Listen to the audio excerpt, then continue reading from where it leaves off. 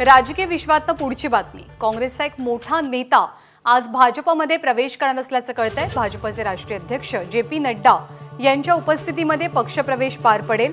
दुपारी 1 वाजता हा पक्षप्रवेश होणार आहे। प्रशांत कदम आपल्याला अधिक माहिती देतील।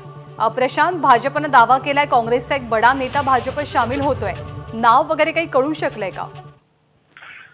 ज्ञानदा, केवळ सध्या चर्चांना उधाण आलेलं आहे की हा नेमका नेता कोण असणार। एक शक्यता आहे की उत्तर प्रदेशच्या निवडणुका जवळ आलेल्या आहेत। उत्तर प्रदेश, पंजाब, उत्तराखंडच्या निवडणुका पुढच्या वर्षी फेब्रुवारी-मार्चच्या दरम्यान होणार आहेत आणि त्या अनुषंगाने उत्तर भारतातला हा नेता असावा अशा पद्धतीचे कयास सुरू झालेले आहेत। दुपारी 1 वाजता हा पक्षप्रवेश होतोय असं सांगितलं जातं की कदाचित पियुष गोयल हे सुद्धा सोबत असतील।